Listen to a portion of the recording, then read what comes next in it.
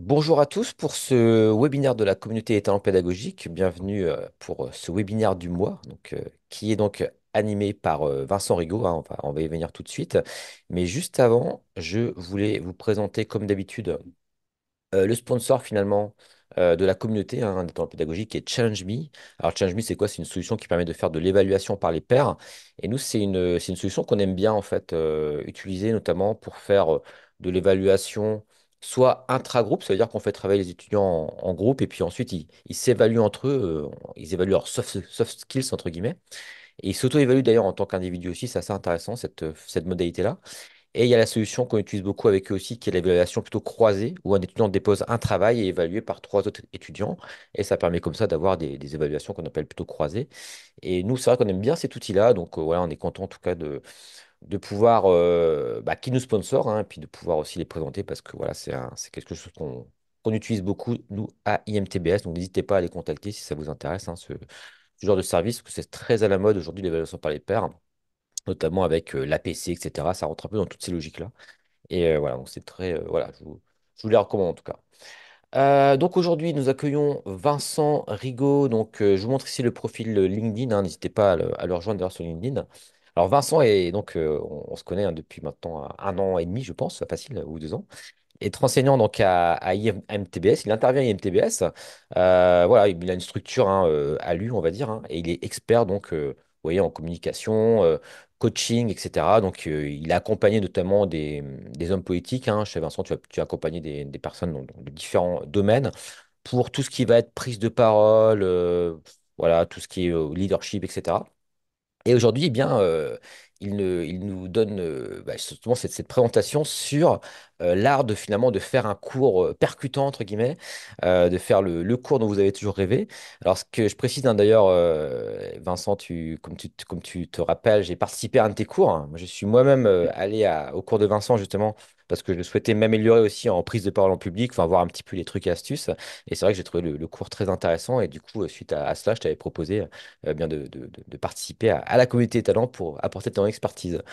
Voilà, bah écoute, Vincent, du coup, je vais te laisser la main. Hop, je vais arrêter mon partage et puis bah, tu vas pouvoir commencer tranquillement. Alors, je précise hein, d'ailleurs, juste avant de te laisser la main, que donc ce sera un webinaire, on va dire d'une quinzaine, 20 minutes de présentation, et ce sera surtout axé sur l'échange, la discussion après, hein. C'était un petit peu ce qu'on s'est dit, Vincent, mais voilà, voilà, c'est juste pour comme ça, n'hésitez surtout pas à activer aussi vos caméras quand ce sera pour le moment aussi d'échanger, c'est toujours plus sympa. Et puis voilà, j'en ai fini pour la présentation. Vincent, c'est à toi. Merci beaucoup, Julien. Ben, d'abord, merci pour l'invitation. Je me sens très, très honoré d'avoir cette opportunité de partager avec vous la façon dont j'anime mes cours. Alors, je précise tout de suite, je suis un petit peu un élément complètement extérieur à l'enseignement et donc je n'ai aucune prétention de donner de leçons à quiconque, mais simplement d'expliquer comment je m'y prends pour faire mes cours et pourquoi je fais comme ça. Et donc, effectivement, Julien vous l'a dit, c'est beaucoup centré sur la prise de parole, sur la communication, sur le leadership. Naturellement, on touche aussi sur les rives du développement personnel. Mais je voudrais d'abord vous parler un tout petit peu de moi. Julien l'a déjà fait, effectivement. Il vous a précisé que je faisais du coaching, de la formation et que je donnais des cours et des conférences sur les sujets dont nous avons parlé. Mais en fait, c'est complètement par hasard. Je suis un peu venu dans cet univers par effraction. Et en fait, tout a commencé ici, sur ce campus, sur le campus d'IMTBS, il y a 17 ans. Le directeur de l'époque m'a demandé de reprendre son cours. Et moi, qui n'avais jamais fait ça et qui n'y connaissais rien, allez savoir ce qui lui est passé par la tête. Alors, il a été très gentil, il m'a donné son support, il m'a donné ses sources, et donc, eh ben, le jour dit, je me suis retrouvé devant un amphi de 100 étudiants, vous imaginez quand vous n'avez jamais fait cours de votre vie, à donner un cours. Alors, j'avais pris une précaution, c'est que j'avais demandé à une responsable d'une association étudiante que je connaissais bien, parce que à l'époque, j'étais directeur de l'association des diplômés pour les deux écoles sur le campus, et je travaillais beaucoup avec les associations étudiantes. Et donc, je demande à une étudiante de venir assister à mon cours pour me dire comment elle le trouve et qu'est-ce qu'elle en pense en tant qu'étudiante. Et le cours se passe, donc mes 3 heures devant 100 étudiants. Et puis, bah, ma foi, je suis plutôt content, ça s'est bien passé. Et donc, j'arrive devant elle, je lui dis alors, et là, mes amis, je me suis fait laminer, mais laminer. Elle m'a dit, mais qu'est-ce que tu fais? Tu veux jouer au professeur, t'as été mauvais comme un cochon, on s'ennuie. Et puis elle m'a dit, c'est pas toi. Alors, pourquoi est-ce qu'elle disait ça? Elle disait ça tout simplement parce que quelques mois avant, j'avais donné une formation sur le pitching et sur le storytelling à tous les associatifs étudiants. Oui, mais qu'est-ce que tu fais? Enfin, je t'ai pas reconnu. Donc elle m'a dit, elle m'a donné le meilleur conseil qu'on m'ait jamais donné. Elle m'a dit, fais du Vincent Rigaud. Vincent Rigaud, c'est moi. Et donc, elle est revenue pour le deuxième cours que j'ai fait à ma façon, en repartant de ce que j'avais fait pour les associatifs, et elle a validé. Et c'est comme ça que tout a démarré pour moi, puisque de fil en aiguille, je donne des cours dans d'autres établissements, sur une dizaine de campus maintenant, un peu partout en France, école d'ingénieurs, école de commerce, université, Centrale Supélec, la Sorbonne, Néoma, etc. J'interviens, comme Julien vous l'a dit, aussi auprès de politiques au niveau des élus locaux, dans les mairies, les départements et les régions, et puis bien évidemment dans le monde de l'entreprise. Donc voilà comment j'en suis arrivé là, tout à fait par effraction et complètement par hasard. Mais en fait, j'ai réalisé que c'était pas complètement par hasard que je faisais ça, parce que dans une première vie, ma première expérience professionnelle était d'avoir été comédien. J'ai été intermittent du spectacle professionnel. J'ai fait ça pendant une dizaine d'années. Et après avoir fait des études au cours Florent et au Conservatoire d'art dramatique.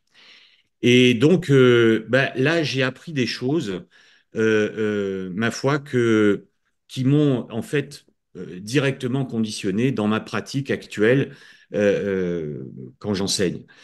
Euh, Parce que finalement, au théâtre, qu'est-ce qu'on fait? On incarne quelque chose. On incarne un personnage, on va essayer de transmettre des émotions, des contenus, des personnes, de faire exister des personnages et finalement, c'est assez proche de ce que fait quelqu'un qui enseigne ou qui fait une conférence. À ce moment-là, vous incarnez quelque chose. Nous incarnons quelque chose. Moi, ce sera la communication. Tel ou tel, ce sera l'anglais, parce que vous êtes prof d'anglais ou prof de français ou prof d'allemand. Vous êtes l'incarnation vis-à-vis du public, de votre auditoire, du sujet que vous abordez. Et donc, il faut endosser le costume. Alors, et parfois mettre un masque. Mais vous endossez le costume, vous mettez un masque, mais ce qui passe à travers le masque, c'est votre regard, c'est votre voix, et ce qu'il y a dans le costume, c'est vous, c'est votre corps, c'est votre façon de vous exprimer. Et au théâtre, on apprend à exprimer, vous savez, les 6 émotions fondamentales, donc la joie, la surprise, la peur, la tristesse, la colère et le dégoût. Quand on transmet des connaissances, c'est un petit peu la même chose. On va se servir de ce que nous sommes, chacun dans notre style, chacun avec notre personnalité, pour le faire. Et quand on ne respecte pas sa personnalité, bah, ça donne le crash qui m'est arrivé lors de mon premier cours, on devient mauvais. Donc il faut être en accord avec soi-même. Il y a aussi autre chose que le théâtre m'a appris. Il m'a appris en fait 2 choses. La première, c'est que j'ai eu un professeur extraordinaire quand j'étais au cours Florent, un comédien qui s'appelle Francis Huster. Et en plus d'être un merveilleux comédien qui est très connu, qui a une carrière brillante, c'est surtout un merveilleux pédagogue et un fin psychologue. Et il avait une façon de transmettre sa passion, de nous faire des choses dont on se serait pas cru capable. Et je me suis dit, si un jour je donne des cours, je ferai comme lui. Je suis pas sûr d'y arriver, mais en tout cas, il m'a beaucoup influencé et inspiré. La deuxième chose que vous apprenez à faire lorsque vous êtes comédien, vous travaillez sur 2 éléments essentiels qui sont la fluidité et le sens du rythme. Pour qu'une pièce de théâtre fonctionne, notamment les pièces comiques, c'est de l'horlogerie en fait. Il faut savoir faire des silences, il faut savoir changer de vitesse, il faut savoir s'adapter et maîtriser son rythme et sa fluidité. La fluidité, c'est ce qui va créer la confiance chez votre auditoire. D'ailleurs, vous parlez, apparemment, les idées, les parties s'enchaînent, vous ne lisez pas de notes, et les gens qui sont en face de vous ont l'impression que vous êtes dans une conversation à bâton rompu, alors que vous, en fait, vous avez un plan en tête, vous suivez un fil, vous avez une pédagogie, vous avez des objectifs, etc. Mais ça se déroule de manière fluide et rythmée, c'est-à-dire vous savez quand il faut accélérer, vous savez quand il faut freiner, vous savez quand il faut marquer des pauses, faire des silences. Et ça, quand vous êtes de formation théâtrale, vous apprenez à le faire parce que c'est extrêmement important. J'ai presque envie de vous dire, c'est le cœur du métier.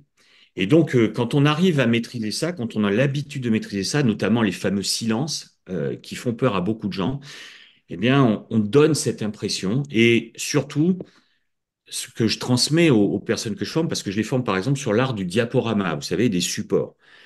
Je leur dis qu'en fait, vous pouvez faire tous les supports que vous voulez. Votre support, il peut être très bien fait, très esthétique, très réfléchi, mais ce qui fera que les gens passeront un bon moment avec vous ou pas, et ce qui fera qu'ils retiendront quelque chose de ce que vous dites ou pas, c'est pas vos diapositives. Faites appel à votre expérience. Vous avez des souvenirs de certaines présentations, de certains cours, ou de certaines formations que vous avez suivies. Vous vous souvenez pas des diapositives. Vous vous souvenez d'une chose, c'est si c'était bien animé, si là où les personnes qui vous ont formé, qui vous ont transmis les informations, étaient dynamiques, fluides, etc., etc. Donc, faut pas se tromper. L'essentiel de la pièce, c'est pas le diaporama, c'est pas le support, c'est l'acteur. Donc, on en revient un petit peu à ma terminologie. Et donc, pour arriver à développer ça, cette impression de fluidité, en fait, je fais attention à trois choses particulières. Alors, il y en a une qui découle directement de mon expérience de comédien. Je réfléchis pas en termes de plan de cours, mais en termes de scénario. Je veille énormément à bien répartir et à bien gérer la charge cognitive. Et puis, je suis un adepte de la méthode inductive, de la méthode de l'induction. Alors, je développe un tout petit peu. Le scénario. Alors, à ne pas confondre avec le storytelling. Storytelling, c'est un mot, vous savez, c'est ces mots valises quand tu dis aujourd'hui, il faut faire du storytelling. Ben non, pas tout le temps. C'est pas toujours adapté. Et puis, ça devient un mot un petit peu usé et rebattu à force d'être utilisé. Et donc, ça va peut-être vous sembler ironique. Mais non, je ne suis pas celui qui vous dira faites du storytelling, c'est absolument obligatoire pour captiver les foules.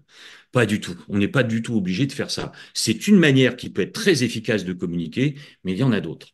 En tout cas, le scénario, c'est la façon dont vous allez construire votre argumentaire. Et donc, je vais y venir.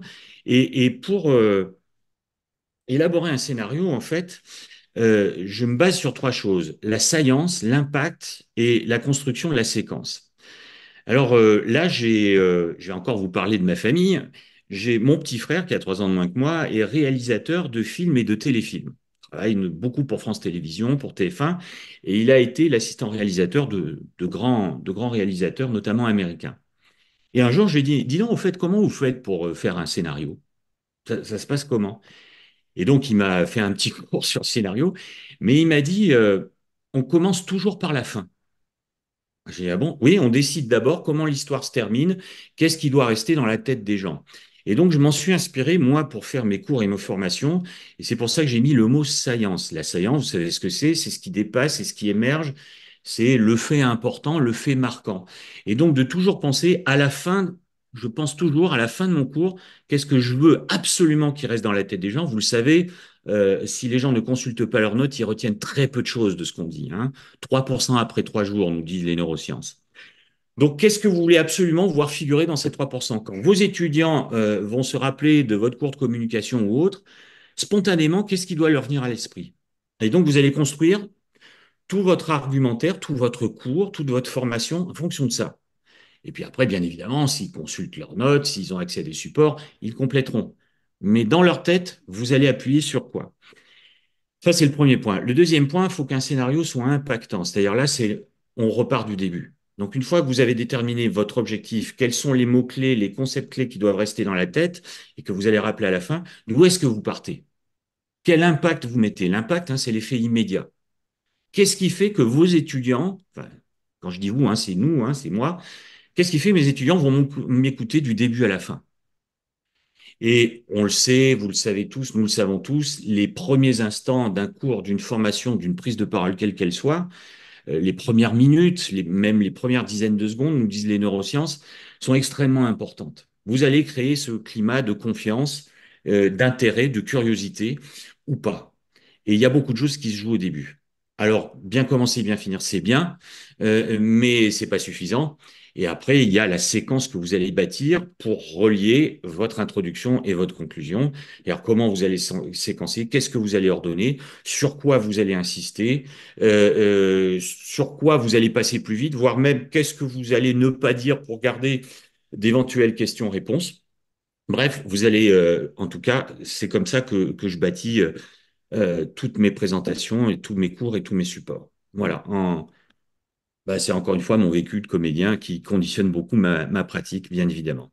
Alors, il y a autre chose qui est important pour moi, c'est la gestion de la charge cognitive. Alors, vous voyez quelque chose qui n'a rien à voir. On parle de golf, c'est votre serviteur en train de jouer au golf, c'est ma passion. Et donc, pour expliquer aux étudiants comment ils devraient faire pour avoir le cours ou la présentation que eux aimeraient qu'on leur fasse, je leur donne le mauvais exemple, bien évidemment. Et donc, qu'est-ce que je fais? Je fais une diapositive autoporteuse, c'est-à-dire que tout est écrit dessus, avec des phrases complètes. Et donc, ça va donner quoi? Je vais leur tourner le dos et je vais leur lire ce qui est déjà écrit au mur. Donc, évidemment, pour ennuyer et perdre son auditoire, c'est la technique la plus efficace. Sachant que, à moins d'être surentraîné, quelqu'un qui lit un texte, que ce soit au mur ou que ce soit un polycopié ou sur l'écran qui est posé devant nous, on va se mettre à parler sur un ton de voix monocorde et beaucoup trop vite. Donc autant dire que votre impact, il est réduit à néant. Et au bout de une, deux, trois diapositives comme ça, que vont faire nos étudiants? Ils vont dire, bon, bah, hein, je vais attendre qu'il envoie son support par mail, ou je vais aller dans la base de données où il est déposé, et puis je le récupérerai 2 jours avant l'examen pour bachoter, et comme ça, j'aurai tout oublié 2 jours après avoir validé la matière. Voilà. Donc, voilà ce qu'ils ont beaucoup dans leur tête. Alors, il ne faut pas faire comme ça, bien évidemment.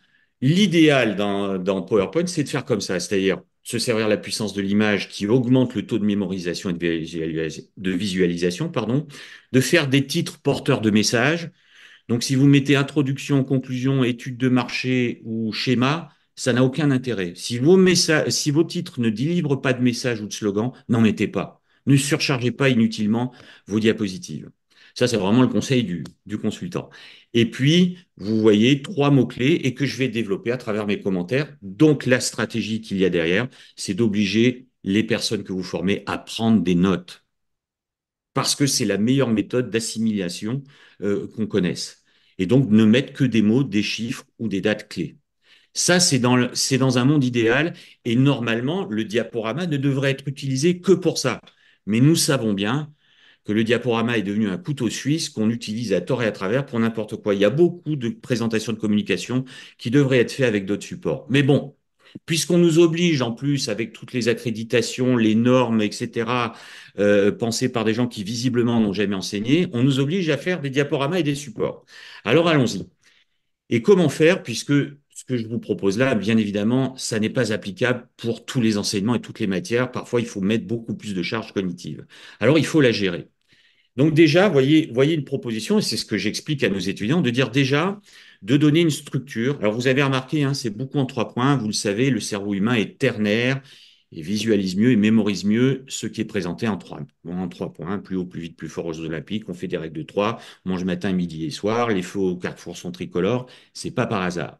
Donc déjà de donner la structure, alors elle est en 3 points, elle est en 2 points, elle est en 4 points, hein.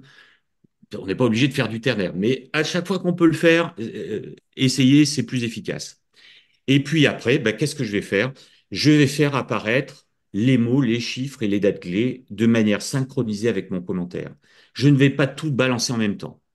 Vous avez encore de la place pour la droite, je pourrais en mettre en plus. L'idée, c'est quoi? C'est de comprendre que le cerveau humain traite 10 fois plus vite l'image que les mots. Quand vous mettez une diapositive surchargée de texte ou avec des schémas complexes, etc., et que vous faites tout apparaître d'un coup, immanquablement, les gens en face de vous ne vous écoutent plus. Ils sont polarisés par ce qui apparaît au mur. Donc vos commentaires vont passer à l'as. Et donc les gens vont regarder les images, les animations et le texte, puisque c'est une image avec du texte. Et donc, dans ce cas-là, vous allez perdre énormément en efficacité et en compréhension intuitive et immédiate de la part de votre auditoire. Vous le savez, le cerveau humain, il a horreur d'être débordé. C'est un gros paresseux. D'accord? Donc, ménagez-le et faites apparaître, en tout cas, c'est le conseil que je me permets de vous donner, toutes les informations nécessaires, mais de manière synchronisée avec vos commentaires et évitez les phrases complètes. Évitez les phrases complètes. Les phrases complètes, c'est à vous de les faire. Un diaporama, c'est pas un prompteur. D'accord? C'est à nous de maîtriser notre propos. Donc, voilà une solution. Et puis, si vraiment, alors je vais sortir, hein, si vraiment vous avez besoin de mettre tous les détails de votre formation pour que les étudiants les récupèrent des semaines ou des mois après, bah, vous utilisez une fonctionnalité qui est quand même toute bête. Alors, attendez, il faut que j'arrête le partage. Euh, Tiens, Julien, faudrait que tu admettes Sophie qui est sortie. Oui, je viens d'admettre, hein, c'est bon. Ok. Alors, moi, je crois que mon écran est figé, en fait. Non. Alors, j'arrive pas à arrêter mon partage. Alors attends, je vais le... Ah, bah voilà. Voilà. Pour aussi gérer votre charge cognitive, il y a une fonctionnalité que peu de gens utilisent. Vous mettez tous vos commentaires et vos détails en commentaire de slide. Donc, vos étudiants peuvent même imprimer la page avec la diapositive qu'ils ont vue et tout le détail de vos commentaires. Et vous, l'intérêt aussi pour vous, c'est que vous avez bah, votre pense-bête, vous pouvez même l'imprimer et le poser à côté de vous pour être sûr que vous n'oubliez rien. Donc, voilà la recommandation que je vous fais pour gérer la charge cognitive de manière efficace et j'allais dire en accord avec ce que nous expliquent les neurosciences de manière de plus en plus précise. Alors, j'ai un petit peu spoilé le suivant. Après le scénario, la gestion de la charge cognitive, le troisième élément sur lequel je suis très attentif et que j'utilise énormément, c'est la méthode inductive. Donc, vous le savez, hein, c'est partir du fait, des faits pour en tirer des théories. Autrement dit, c'est faire la pratique avant la théorie. Alors, pourquoi est-ce que je l'ai illustré avec ce visuel? C'est que tout simplement, plutôt que, je vais paraphraser un petit peu Mao Tse-tung, plutôt que de lancer une bouée aux gens, apprenez-leur à nager. D'accord? Mais leur apprendre à nager, comment? Alors, vous avez deux méthodes. Vous avez celle qui est classique, qui consiste à prendre votre futur nageur complètement effrayé à l'idée d'aller dans l'eau et de lui dire, voilà, je vais t'expliquer. Quand ton corps tombe dans l'eau, il va subir une poussée deux fois supérieure à ta masse, et donc tu vas flotter, et en faisant tel et tel geste, tu vas pouvoir te déplacer en respectant telle et telle règle.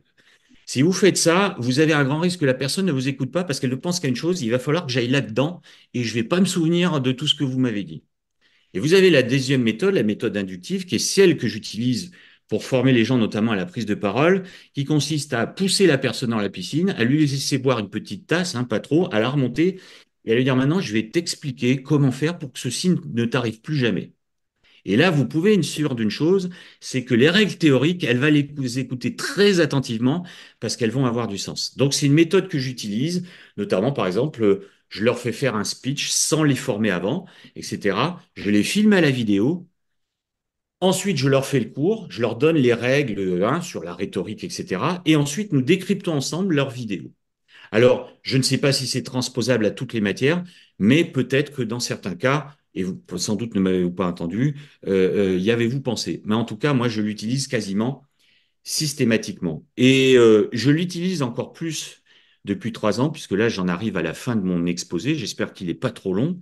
Euh, je vais utiliser cette méthode, je l'utilise déjà pour des cours un petit peu particuliers que j'ai créés. Ça remonte à 3 ans. Au début, j'ai appelé ça les incorrects ou les anticours, mais finalement, je crois que je vais les appeler les sataniques. Pourquoi? Ben parce que je suis parti à travers mes 17 ans de coaching et puis un petit peu mes recherches, mes consultations. Je me suis rendu compte qu'on nous véhiculait tout un tas de messages, que le prêt-à-penser nous véhiculait tout un tas de messages soi-disant positifs, mais que rien ne fonctionnait. Et donc, je suis en train de créer 3 conférences, 3 cours. Alors, je ne sais pas trop comment les appeler, les anti-cours, les incorrects, appelez ça comme vous voulez. Le premier que j'ai créé il y a 3 ans à Audencia et que maintenant je fais dans les entreprises qui m'est de plus en plus demandé, c'est j'ai créé un cours de conneries. Donc, la connerie, c'est l'expression officieuse de la bêtise humaine. Vous savez que l'expression officielle, c'est l'idiotie. Et donc, je suis parti d'un constat, c'est que la connerie, en fait, c'est le lien entre l'intelligence et l'idiotie. Ce qui explique pourquoi des gens intelligents prennent des décisions idiotes. Ai-je besoin de vous orienter sur l'actualité? Et donc, je démonte le mécanisme, voilà. Et le scénario, c'est une visite guidée du royaume de la connerie sous ses différentes formes, crétinisme, stupidité, abrutissement, absurdité, etc., pour se diriger vers la République du bon sens. Donc ça fait 3 ans. C'est un cours qui est destiné à des gens qui ont déjà un peu d'expérience. Faut pas faire ça à des étudiants de première année, ça va pas leur parler. Le deuxième que j'ai mis en place il y a quelques années, qui pareil est fortement basé sur l'induction, c'est un cours de chance. Pourquoi certaines personnes pensent qu'elles n'ont jamais de chance? Pourquoi certaines personnes pensent qu'elles en auront toujours? Et pourquoi est-ce qu'il y a cette croyance ancrée en nous que la chance, qui ressort un petit peu du hasard, explique beaucoup de réussite? Et en fait, voilà, comment avoir de la chance? Et il y a effectivement des trucs à connaître. Et le dernier, et je termine là-dessus, que je suis en train de mettre au point, alors il n'est pas encore abouti, mais il va bientôt sortir et il est attendu par certains de mes clients. Parmi le politiquement correct et les idées préconçues, il y a un truc qu'on nous vend en ce moment et à qui j'ai envie de régler son compte. On nous vend la communication non violente. Je ne sais pas si vous avez remarqué, mais c'est le genre de choses dont plus on en parle, moins on en trouve. Nous vivons dans un monde qui est plus intolérant que jamais, où il y a de plus en plus de polémiques, où il y a des excommunications, où on veut censurer les gens, etc., où on accepte de moins en moins les critiques et les avis divergents. Et c'est bizarre parce on nous forme de plus en plus à la communication non violente. Et moi, je me disais, mais c'est quand même curieux, la communication non violente.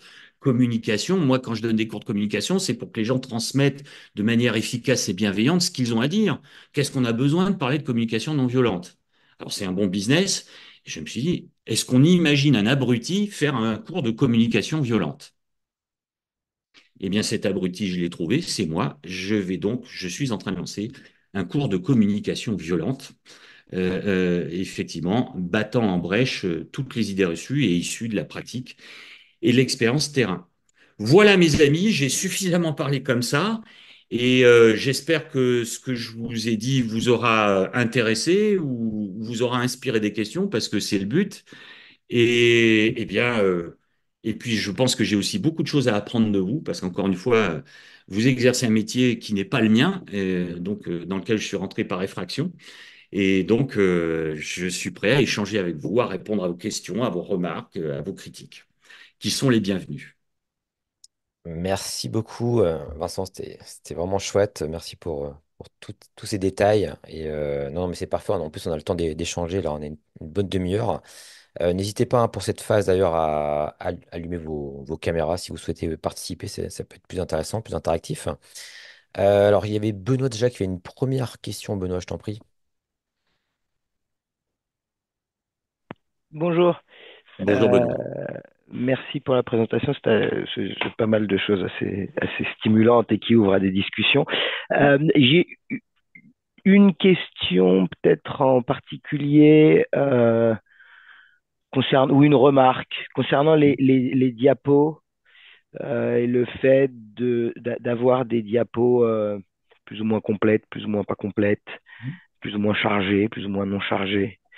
Euh, j'ai au passage remarqué que j'ai une impression, mais je n'ai pas une très bonne vision forcément du sujet, mais j'ai une impression, c'est que les consultants ont de plus en plus tendance à charger leurs diapos. J'ai vu des diapos de consultants extrêmement chargés. Je me suis dit, mais on fait Hum, vraiment des diapos comme ça dans votre cabinet? hum. Et des gens qui me disaient, bah, oui, oui, bon. Mais en fait, moi, il y a un point particulier. Je trouve que en fait, il y a un point qui n'a pas été discuté, c'est que la réalité, c'est que dans un cours, les étudiants, ils ont une attention qui est fluctuante et que donc parfois ils lâchent ça peut durer 15 secondes, 20 secondes, 30 secondes, 2 minutes, et parfois ils reviennent. Et alors là, moi, je me pose souvent une question, c'est comment faire pour que ils puissent raccrocher, parce qu'on ne peut pas empêcher les étudiants de divaguer à un moment ou à un autre. Et donc, quand ils divaguent, comment on leur simplifie la vie pour accrocher? Et je crois que c'est un des intérêts, même si elles ont plein d'autres défauts, comme vous l'avez mentionné, c'est un des intérêts que peuvent avoir les diapos assez complètes, en fait, assez fournies. Donc, parce que comme il y a beaucoup de choses, ils peuvent raccrocher. Si en expliquant, on dit bah voilà, là je développe sur tel point, je développe sur tel point, ils peuvent raccrocher, ils reprennent le titre, ils reprennent ah oui c'est là-dedans qu'on est, on est à tel endroit du développement si je puis dire. Donc c'est un peu voilà un retour d'expérience. Et ma question c'est en fait moi ce que je fais c'est que je fais des diapos complètes et je leur dis mais lisez pas les diapos pendant que je parle. Les diapos vous les aurez après, vous pourrez bachoter dessus parce que c'est aussi ça et donc, vous vous précipitez pas sur la lecture des diapos, on va les expliquer ensemble. Voilà, c'est simplement un petit retour je serais curieux si vous avez une Ben, réaction là-dessus. Alors, merci Benoît, et je vais répondre aux deux points que tu as soulevés. Alors, concernant nos braves cabinets de consultants, alors c'est tout simple, l'explication, je la connais. Ils vont vous dire, oui, nous, on est adeptes des diapositives autoporteuses. Pourquoi? Parce qu'en fait, elles ont une triple utilité. Hum, Elles servent d'outil de présentation, elles servent d'outils d'aide à la décision pour notre client et elles servent aussi de reporting pour justifier notre activité. J'ai beau leur dire, ne vous étonnez pas dans ce cas-là que vos clients ne comprennent rien à ce que vous dites, n'appliquent pas vos consignes et prennent des décisions aberrantes, puisque vous utilisez des outils qui ne sont pas faits pour ça. Je ne vois pas comment on peut prendre une décision à partir d'un diaporama. Il y a d'autres logiciels, d'autres programmes qui sont beaucoup plus efficaces que ça. D'ailleurs, une petite remarque, Benoît, qui va complètement dans ton sens. De plus en plus d'organisations interdisent l'utilisation du diaporama et de PowerPoint en interne. La dernière en date, c'est Amazon, où justement on organise les réunions de manière très différente. Bon, il les remplace par des notes, ça revient au même. Oui, par des notes, mais tu dois arriver à la réunion en ayant lu la note. Et la Ouais, réunion ne sert c'est qu'à vrai. poser des questions sur ce que tu as lu. Donc, terminer les réunions qui durent 2 heures, si tu vois ce que je veux dire. Donc ça, c'est sur le premier point. Sur le deuxième point, ce que tu dis est très intéressant. Oui, on le sait tous, hein, on a une concurrence déloyale, c'est les écrans. C'est la capacité d'attention de plus en plus réduite des étudiants. Pour information, on a un diplômé de cette école, Alain Goudet, qui est un ami, qui est le patron de la transfo digitale chez Neoma actuellement, qui m'a dit et qui m'a expliqué que à distance, par exemple, la capacité d'attention d'une personne est de 8 secondes à la minute, ce qui fait 45 minutes sur 6 heures.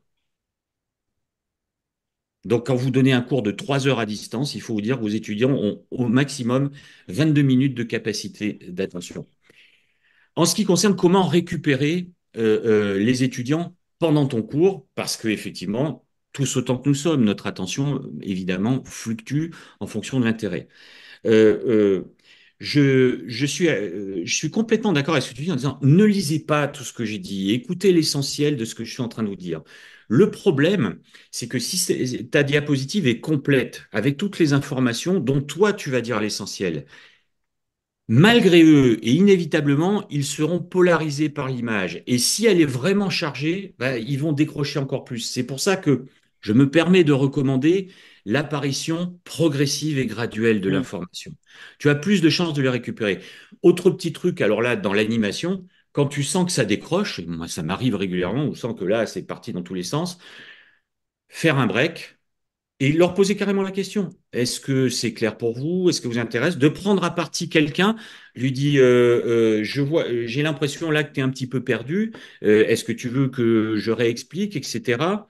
Qu'est-ce que tu as compris de ce que j'ai dit? Et si tu en as un qui fait le guignol, qui visiblement est sur les réseaux sociaux et sur ou qui est en train de jouer à je ne sais quoi, alors dans ce cas-là, moi je fais pas de quartier, hein. Je fais pas de quartier. Tu peux répéter ce que je viens de dire? Voilà. Est-ce que j'ai bien répondu à ta question, Benoît, ou à ta remarque? Ouais, c'est intéressant en tout cas. Bah. Parfait. Est-ce qu'il y avait d'autres remarques par rapport à ça? Oui, Isabelle? Bonjour. Oui, par rapport donc à cette méthode de l'induction, certains étudiants peuvent réagir relativement mal parce que du coup, se sentant en complète insécurité, pardon. Et alors ceux qui sont assez à l'aise, en général, il n'y a pas de problème, acceptent de rentrer facilement dans le jeu. Mais il y en a, ça les crispe, ça peut même les rendre agressifs. Et est-ce que vous avez éventuellement une expérience à partager par rapport à ça? Ah oui, alors, complètement, je le fais à chaque cours. Non, il n'y a pas quelques étudiants qui réagissent de manière, on va dire, qui se sentent menacés. Tous se sentent menacés quand je leur dis, je vais vous filmer et vous allez vous voir. Vous verrez les têtes qu'ils font, même ceux qui sont à l'aise, ils sont effondrés. Mais après, si vous êtes dans la bienveillance, si vous avez appliqué une méthode adéquate, vous savez quoi? Non seulement ils viennent vous remercier, mais ils viennent récupérer leurs vidéos à la fin du cours. Parce que je leur dis, je les efface. Naturellement, je respecte les RGPD. Donc, voilà. Donc là-dessus, oui, il y a un vrai choc, mais la méthode consiste aussi à ce que le débriefing soit collectif, qu'ils se débriefent les uns les autres. Et donc, même les plus introvertis, les plus timides vont s'entendre dire par leurs camarades, ah, mais ça, c'est bien, par exemple, tu as une bonne posture, ou tu parles bien, ou tu nous regardes en face, ou etc., etc. Ça, par contre, effectivement, tu devrais le travailler. Et moi, je veille au grain derrière, effectivement, pour remettre les choses en perspective. Mais ils sont dans une extrême bienveillance et en fait, ils s'entraident. Donc, oui, je n'ai jamais eu, jamais eu de problème de rejet ou d'agressivité en 17 ans. Jamais. Parfait. Mais effectivement, là où Isabelle, ta remarque est pertinente, oui, il faut mettre le cadre qui va avec, il faut que Mm. les gens comprennent tout de suite qu'ils sont dans la bienveillance.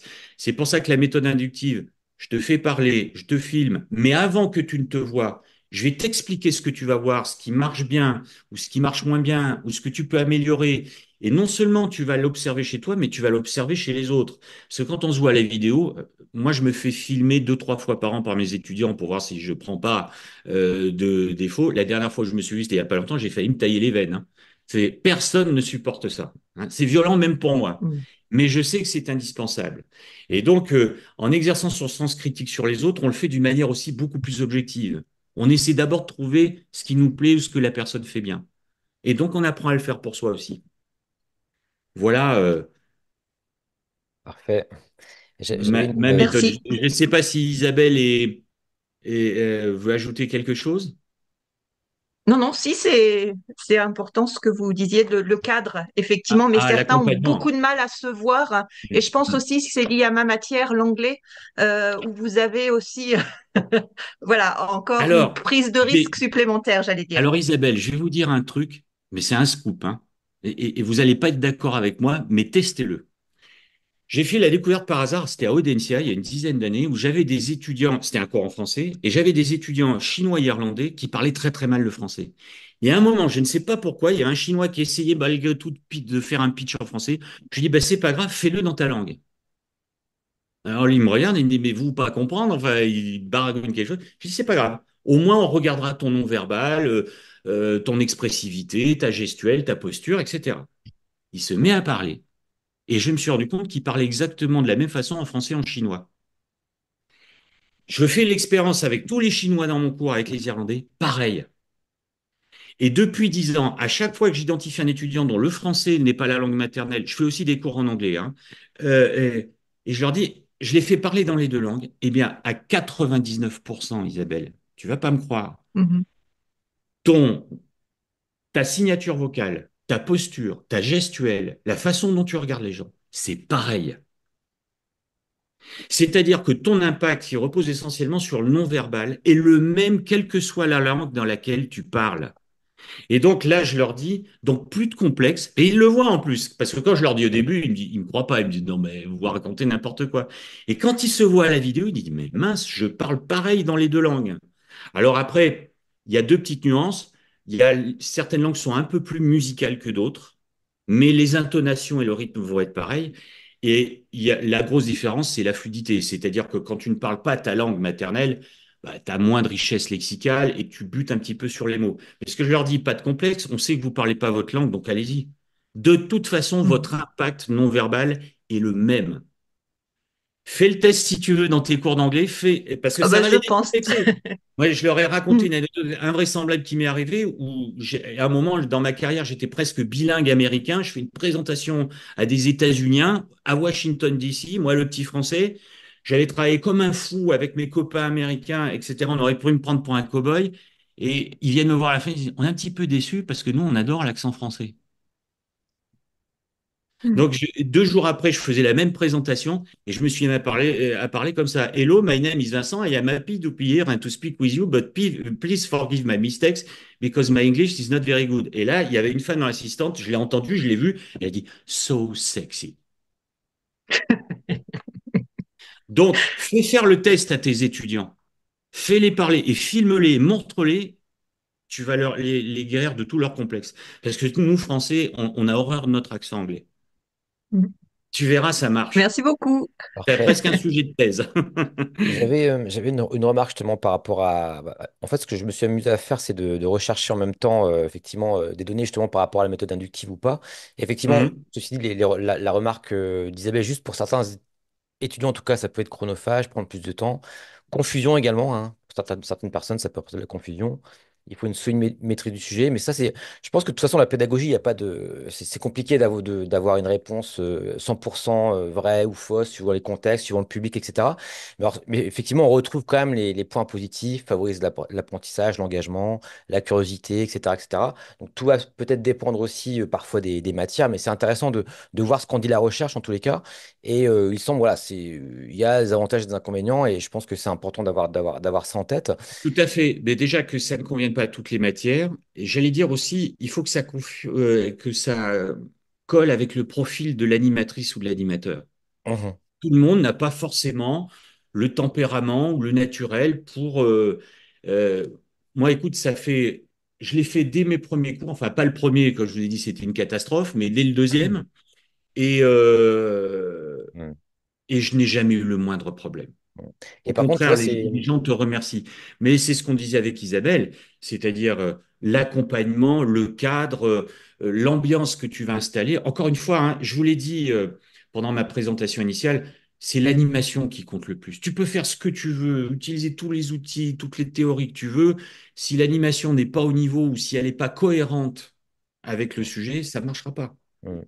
Et sur le sujet justement soulevé par Benoît, c'est vrai Oui. qu'a priori, ceci dit, là, il semble en tout cas hein, que l'approche plutôt minimaliste en éducation peut avoir des effets positifs. Mais voilà, encore une fois, c'est pareil, j'imagine qu'il n'y a pas d'extrême non plus. Le minimalisme a aussi ses inconvénients. Enfin, mais bon, là, il y a quand même des travaux Et qui semblent montrer tu que... sais, je vais en revenir au mot de Napoléon, hein. La stratégie, c'est un art d'exécution, hein. Tu peux faire tous Hum, les plans, toutes les stratégies que tu veux.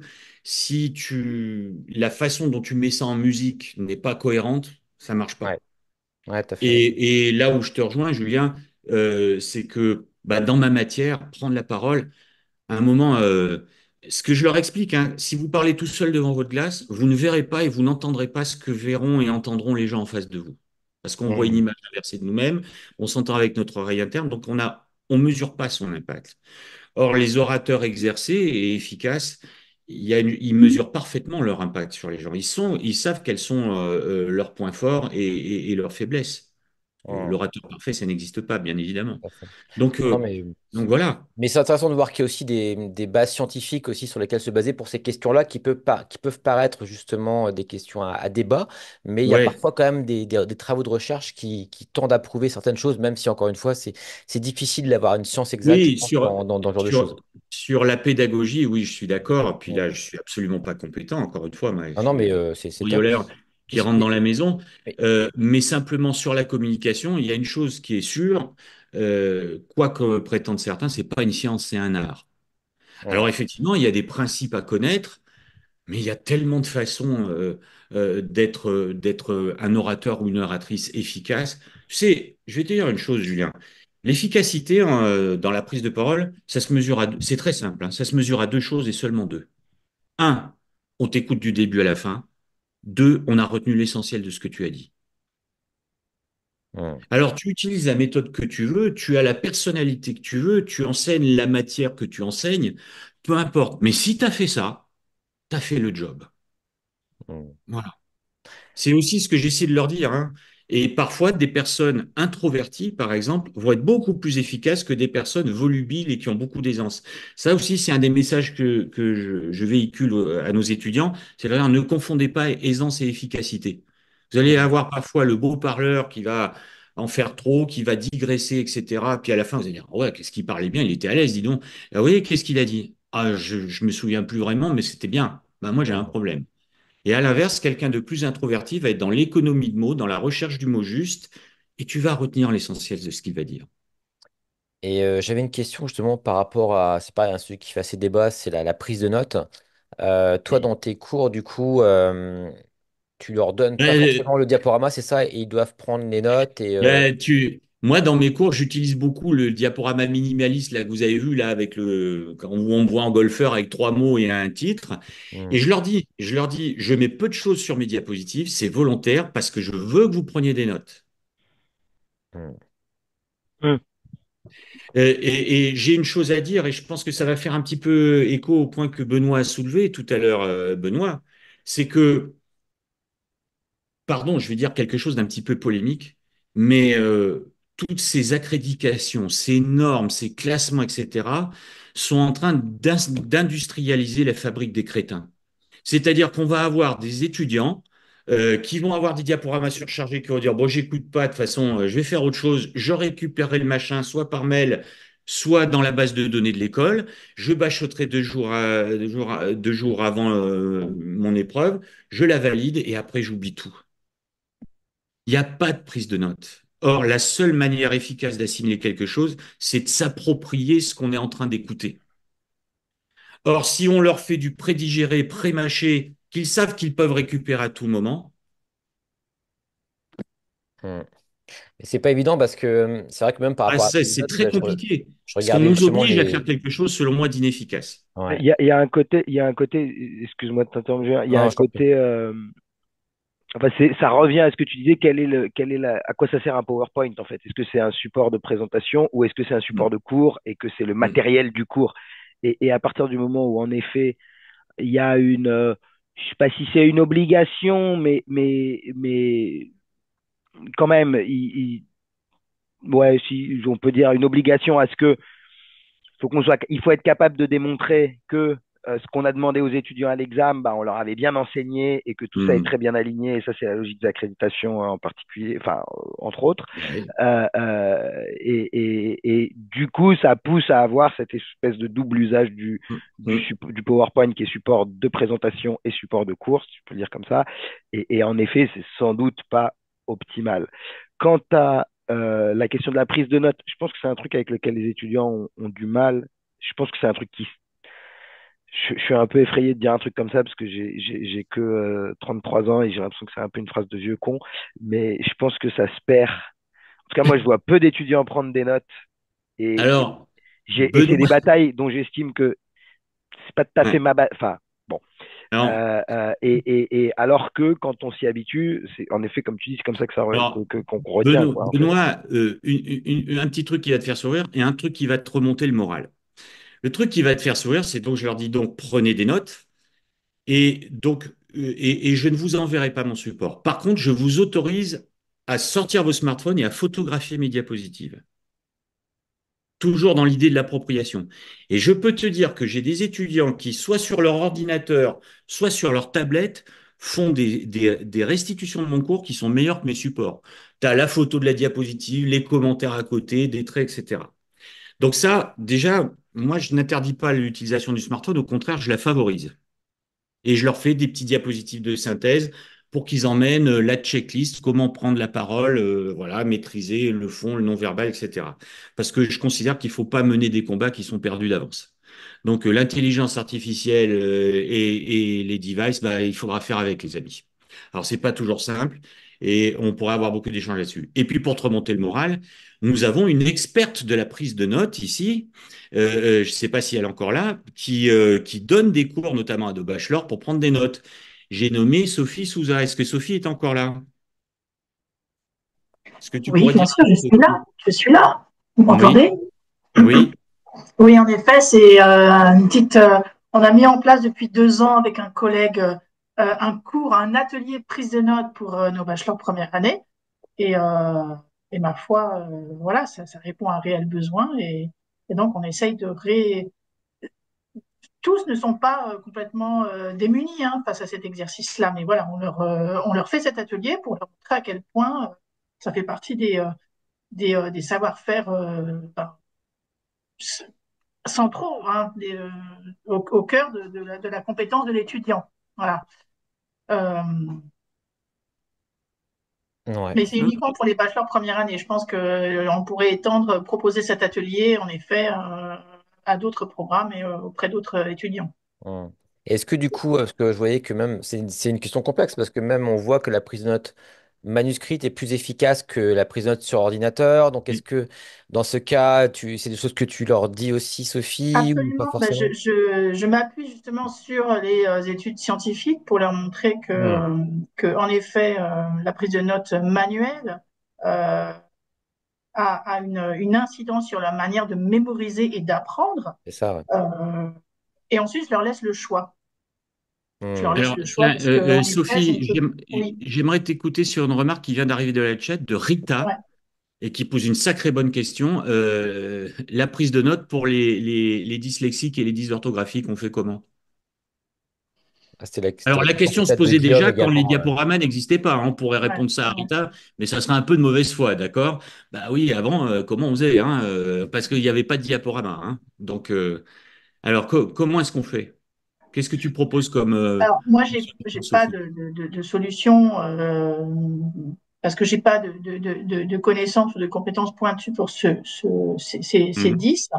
Mais là, il semblerait que la prise de notes sur ordinateur est quand même beaucoup plus aisée pour les personnes qui souffrent de troubles Oui, il y a des dysorthographiques. solutions. Déjà, on en avait parlé avec Julien hier aussi de la voix vers le texte, Hmm. hein. Euh, et puis, il y a aussi l'entraide entre étudiants, tout simplement, Oui, oui, oui. Mm. et qui est assez spontanée, hein. Moi, je l'ai vu, j'ai souvent eu régulièrement des étudiants dyslexiques ou dysorthographiques, et bon, bah, leurs camarades les aident, en disant, prends mes notes, etc. Je pense que ça peut se gérer. Mais ce que j'aime bien dans la remarque de Rita, oui, c'est de ne pas oublier, et peut-être justement aussi qu'on a des solutions techniques qui sont en train de voir le jour, grâce à l'intelligence artificielle notamment, qui permettront peut-être de régler définitivement le problème. Mm. Peut-être. Hmm. Effectivement, j'ai déjà vu des LMS justement, un peu comme Moodle, mais Mhm. d'autres outils, Apollo notamment pour ne pas les citer, qui justement intègrent de l'IA dans leur LMS de manière à traduire par exemple un texte pour des personnes 10, pour tel ou tel, ou pour simplifier, ou etc. Enfin, pour que ce Ouais. texte soit le plus accessible possible, mais cela de manière automatique via l'IA. Donc effectivement, il y a des choses comme ça qui commencent à arriver. La vidéo est de plus en plus facile aussi à créer. Mhm. L'audio, on va dire, le fait de mettre Mhm. un audio juste à côté d'un texte, ça c'est quelque Mhm. chose à mon avis qui se fera de manière en natif maintenant aussi de plus en plus, donc ça va résoudre aussi ces problèmes-là. Mhm. Donc j'aurais tendance à penser que le numérique effectivement va quand même offrir pas mal de possibilités, mais c'est vrai que bon ben, tu vois, je Mhm. vois par rapport à la prise de notes manuelle, voilà, a priori ça active des zones du cerveau qui permettent de faire des liens, etc. Donc voilà, donc c'est pas toujours évident de trouver le juste milieu. Et d'ailleurs, il y a des outils hein, comme les tablettes Remarkable, si quelqu'un Mhm. connaît, qui permettent de prendre des notes comme ça de manière manuelle, mais sur une tablette. Et donc, on retrouve un peu le meilleur des deux mondes. Mais bon, ça, c'est peut-être des choses un petit peu tech, un Mhm. petit peu geek, entre guillemets. Mais voilà, mais c'est vrai que voilà, c'est des questions en tout cas très intéressantes qu'on. Ah, Ouais. Julien, tiens, on a passé à l'as une remarque d'Anneline, là, qui est très intéressante, qui prend en main des profs pour les aider à alléger leur diapositive Mhm. en proposant une version minimaliste et une version plus lourde et en recueillant les commentaires des étudiants.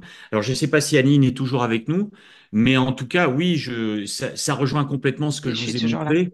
Tu es toujours là, Anneline? Oui, oui. Ben, écoute, merci pour ton partage d'expérience. Ça rejoint complètement ce que je vous suggère en disant de faire la diapositive plutôt minimaliste pour encourager la prise de notes et après en dessous en commentaire tous les détails. Tu vois, par exemple, tu as, une variante à la méthode qui fait un peu la synthèse de nos deux méthodes. C'est de dire aux profs qui ont des diapos surchargés, faites un coupé-coller, vous coupez votre diapositive, vous la mettez dans la partie commentaire et au-dessus, vous ne mettez que les mots-clés. Ça C'est que peut être souvent, une ils ont solution. peur de perdre leur support quand on leur dit de passer sur le minimaliste. Donc, le fait de dupliquer, de masquer, Voilà, ils ont ils le l'impression de dupliquent conserver. Et et dans les exactement. suivantes, généralement, on constate que Mm. petit à petit, Mhm. ils font Ouais, ils plus vont que la éliminer. version minimaliste et ils utilisent les commentaires. Mais au Voilà, ouais, départ, ouais. c'est rassurant. Faut bien Ils penser gardent aussi que leur pour un soupe. prof, c'est un Mm, changement, une transformation. Et ceux qui ont l'habitude d'avoir l'accroche écrite, mm. faut y aller petit à petit.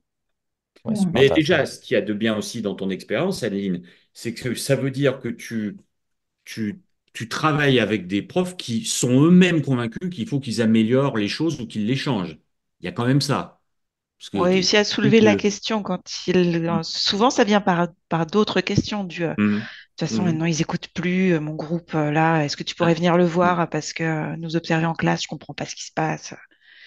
Et donc ça part souvent d'observation terrain et où on travaille justement sur cette écologie de l'attention, sur la manière dont les étudiants vont pouvoir être captés, impliqués ou pas, et ou alors ils viennent avec une question comment je fais pour ajouter du VooClap? Alors, on dit bah, je veux bien ajouter du VooClap, mais on va peut-être voir s'il y a d'autres choses aussi. mm.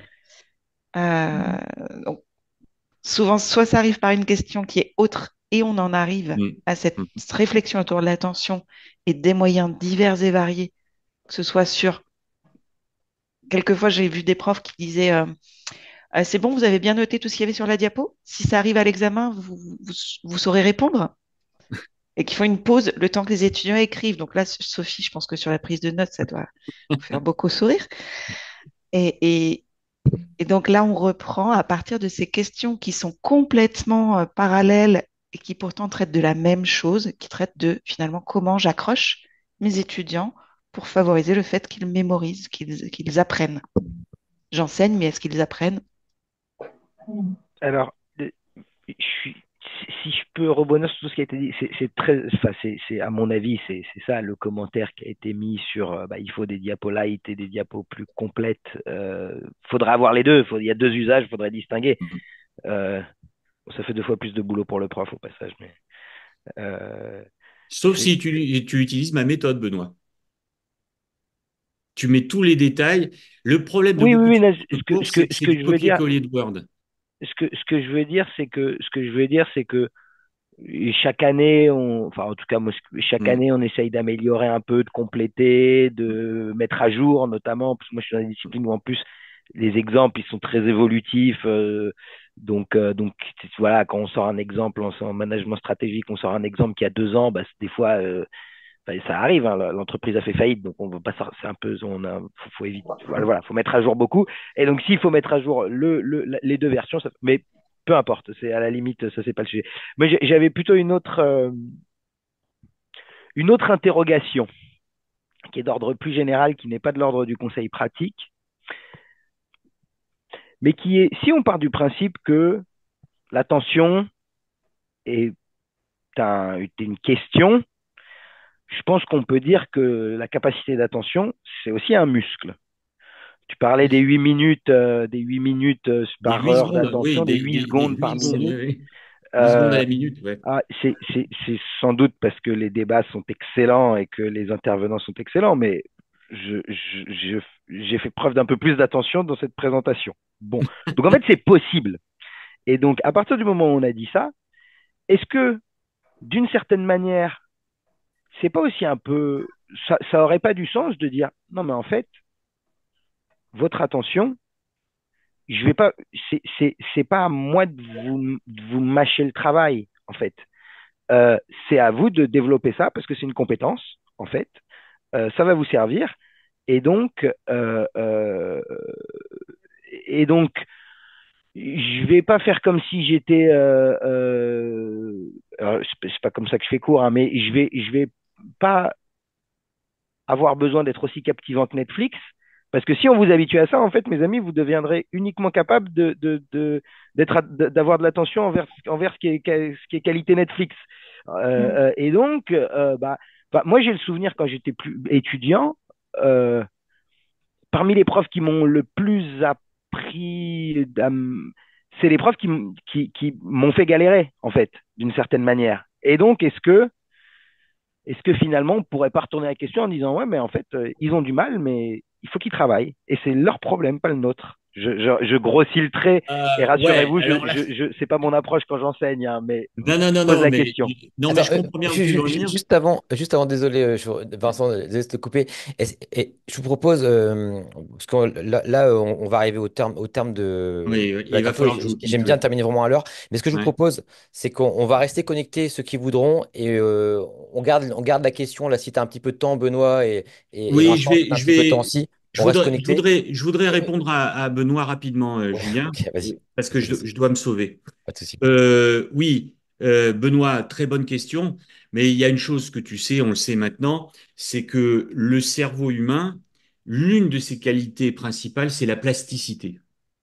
C'est-à-dire que les usages auxquels il est confronté, par exemple l'acquisition de connaissances et les modes d'acquisition de connaissances, font que son fonctionnement interne est modifié. Hein, mais ça a aussi des répercussions externes. Le cerveau humain se modifie. Nos étudiants n'ont pas le même cerveau que le tien, et toi, tu n'as pas le même cerveau que moi. Moi, j'ai 60 ans, tu vois, j'ai presque le double de ton âge. Et donc, Il faut admettre ça. Et l'exemple le plus connu, c'est le syndrome du chauffeur de taxi londonien. Avant, pour être chauffeur de taxi londonien, il fallait une mémoire de cheval. Parce qu'il fallait 10 ans pour apprendre à connaître toutes les rues de Londres, qui est une capitale immense. Aujourd'hui, toi et moi, Benoît, on peut être chauffeur de taxi à Londres. Parce qu'il y a le GPS. Et donc, notre cerveau, ben, l'hippocampe des chauffeurs de taxi londoniens, aujourd'hui, est atrophié alors qu'il était hypertrophié il y a 20 ans. Et Merci. donc, ce que tu dis, c'est bien, mais en même temps, c'est angoissant. C'est-à-dire, non, comme ils sont dopés au Netflix, eh ben, si ils nous laissent pas le choix. Après, on peut toujours dire, non, mais attendez, il y a autre chose dans la vie quand même. Regardez ça, c'est formidable. Moi, je m'amuse à les provoquer. Hein. Je donne plus de notices bibliographiques, mais j'arrive avec des livres et je les provoque. Je leur dis, voyez, ça, c'est un livre. Dans le temps, on apprenait comme ça là-dedans. Donc, ça les fait rigoler, bien évidemment. Mais à part des mangas, ils lisent plus. Donc, leur cerveau ne fonctionne plus de la même façon. Ça, et on doit dealer avec ça, en plus de leur capacité d'attention de plus en plus limitée, bien évidemment. Mais là, j'ai pas les réponses. Hein. Grande question pour tout ça. Merci, merci Ouais. Vincent en tout cas. Voilà, Oui, je dois on vous laisser, arrêtait. malheureusement. En tout cas, merci, merci pour tout. C'était vraiment passionnant. Alors, juste pour rappel, j'ai mis dans le chat le lien vers la newsletter pour les personnes qui ne sont pas sur la newsletter, également vers la chaîne YouTube et vers le Discord. On a un Discord également. Pour info, on retrouvera donc la vidéo de cette présentation sur la chaîne YouTube. Et puis, bah, je remercie à nouveau hein, le Challenge Me, donc, qui est notre partenaire hein, pour la communauté des talents. Donc, n'hésitez pas à aller faire un petit tour vers l'outil. Et pour ceux qui veulent bon, rester un tout petit peu, échanger, je sais que Guillaume, tu avais une remarque et je ne veux pas que tu sois frustré non plus par rapport à ça. Vous pouvez rester un petit peu. Et pour ceux qui souhaitent bien nous quitter, et puis bah, aller peut-être Mm. manger, évacuer leurs occupations. En tout cas, je vous dis à très bientôt, peut-être au mois prochain, parce qu'on va faire un webinaire donc, Bon, et moi.